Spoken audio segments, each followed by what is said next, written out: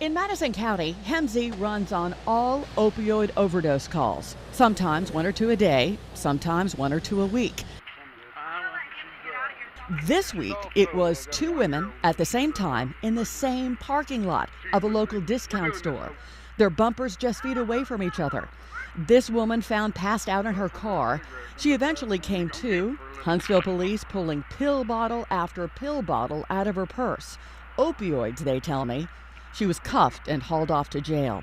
At the same time, just feet away in this car, another woman passed out. Authorities tell me they found heroin, a needle, and a spoon by her body.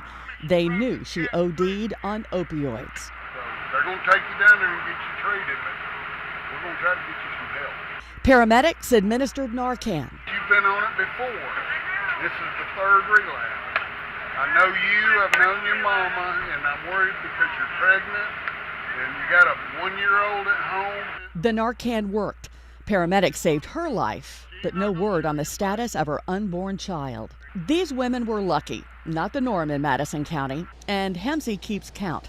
In 2017, only 30% of opioid overdoses in this county were women. 70% were men. 80% of those men are white. 50% in their 20s or 30s who got their fix on pills, injections, snorting, or chewing a pain patch. Half had taken the illegal drug heroin, half OD'd on prescription synthetic opiates like hydrocodone, methadone, or fentanyl. And they lived all over town. Paramedics tell me, just like the pregnant woman who OD'd Wednesday, they see a lot of repeat customers. If they are able to revive a patient a second time, there's not always a third chance. Narcan doesn't always work. The telltale signs of a opioid-related overdose is foam, white frothy foam exiting the nose and mouth. Madison County Deputy Coroner Tyler Berryhill sees it a lot. We have found people that still has the patches in between their teeth where they bit on them. Deadly dust. This right here is more than enough to kill the average adult. Barely a few grains of the opiate. Fentanyl is absolutely the most dominant that we see in drug-related deaths here. It's about 50 to 100 times stronger than morphine alone. Retired FBI agent turned Madison County Sheriff Chief Deputy turned Madison Police Chief says the addiction drives everything a person does. The opioid addiction rewires the brain. So you're not thinking correctly. You think that perhaps maybe you can kick something, but you're actually physiologically and psychologically addicted. Chief Jernigan says addiction leads to unemployment, which can lead to crime, and that can lead to jail, or even worse, the morgue. You're always chasing the high that you first got, but you never quite get it. So you're taking more opiates. When that doesn't work, you end up crushing them, injecting them. When that doesn't work, you turn to heroin or fentanyl. So you're constantly going more potent in the drugs that you're taking, and you're taking more of it to the point where you end up in trouble. Your respiratory system is suppressed, and you die in your sleep.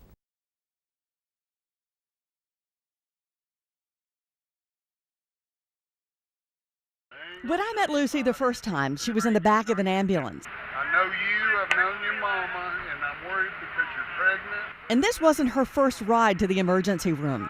This is the third relapse. Lucy's a young mother and pregnant with her second child.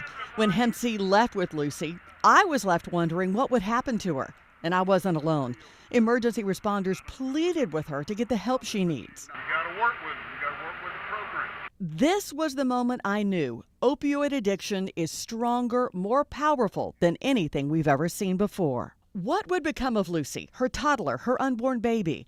In a matter of days, I got that answer. My phone rang, it was Hemsey, and Lucy wanted to share her story with me. On the drive over to her house, I had no idea what to expect. What I found was a young mother trying to raise a family on one side of a duplex, her parents living on the other side. She's not what comes to mind when you think of a drug addict. Lucy, you're 23 years old. You're 23 weeks pregnant, and you OD'd on heroin and opiates last week. Yes, ma'am. Why? I did too much, and I don't know, I guess to numb the pain. Numb the pain? Were you trying to commit suicide? No, I was just trying to get high. Why get high? Because I'm an addict. But you're pregnant. Yes. And you have a baby. You already have a 1-year-old. Yes, ma'am. It's that much of a drive? It's that addictive, yes. When you don't have it, you have to have it. So then that makes the chase even more to where you want it even more, because if you don't have it, you hurt physically. Your back hurts, your body hurts, you sweat, your stomach hurts. So you just want to keep going back for more. Today, Lucy's drinking her Coke, not shooting it up. She's been shooting Coke and heroin, along with taking pills, on and off for the last 5 years. If I had money, I'd do anything I could to get money. She says she quit using this year with the help of legally prescribed Suboxone, but lost access to it when she lost her insurance. I didn't have any Suboxone, so my resort is what I found, and I got heroin, and I did it, and I IV'd. She IV'd, shot it intravenously, right here in her car in a discount store parking lot. I still did neglect and left my child at home to go get high. And you think in your right mind you would never have done that? No, not in my right mind, no. So how is it that you have the baby at home with you now, a week later? I am going through DHR. I have to be supervised by either my father or my mother. And at night? I'm not allowed to stay the night from after 11 p.m. to 7 a.m. I have to leave my home. Is that tough? Very. I think it's the worst thing that's ever happened to me in my life. Is it bad enough to scare you straight? Yes, ma'am. Yes, ma'am. And I'm a great mother, and I love my daughter, and it breaks my heart to have to leave her every night because of something stupid that I did. She says her 1-year-old has no health issues or developmental delays due to her drug use. And the child she's carrying? How is that baby? Perfectly fine. Even with heroin and opiates? Yes, because I only did it, like I said, I only relapsed for about 2.5 weeks. So they said that it shouldn't cause any long-term anything. What do you want to tell people who don't understand this opioid epidemic? That it is an illness, that people can't help what they do. They can't help that they, neglect and forget about everything else just to get high, because it's an addiction and it takes over your life. It takes over your body. You suffer from it. You hurt. Your body hurts. You hurt your mind. You get depressed. And it's really an illness. Once you try it, if you like it and it's your thing, it's really hard to stop.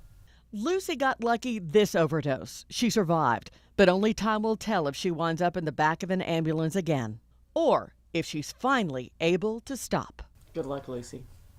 Thank you. We wish you the best. Thank you. I'm going to do my best.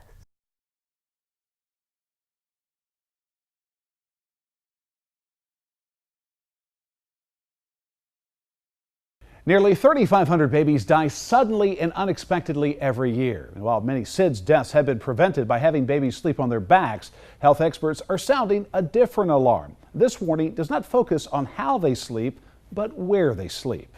Sophia Danneman lived for 2 months. Overall, she was a very happy baby. I would, take pictures of her smiling. She brought so much happiness to this family. Yet Sophia was also having problems sleeping in her bassinet at her family's home in Birmingham. She wouldn't stop crying, so her parents decided to let her sleep with them. Sadly, Sophia died after suffocating on a sofa next to her father. It was co-sleeping that did it. And for that, I've lost my daughter.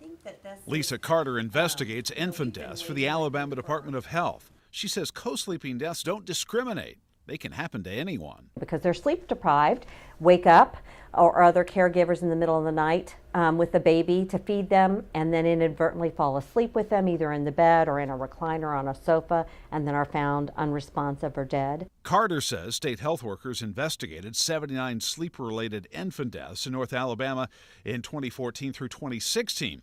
Chief Deputy Coroner Tyler Berryhill says 35% of the sudden infant deaths in Madison County happened when children were placed in the bed with their parents or a caregiver. Berryhill says almost always the parents meant well, but didn't realize the dangers of co-sleeping. They anticipate on once a baby falls to sleep, we'll gently get up and place it back in its crib. And in some cases, the parents will fall asleep and not knowing so much through the night, roll, and once that happens, sometimes the babies can get caught up underneath it and suffocate. Jeanette Atkinson is an education specialist in the mother-baby unit at Huntsville Hospital. She spends a lot of her time trying to educate parents about safe sleeping environments for their babies. For example, while blankets, pillows, and stuffed animals are soft, they can be dangerous when placed in a crib. But the baby could become entrapped, wedged between, the wall or sheets or the individual sleeping with them.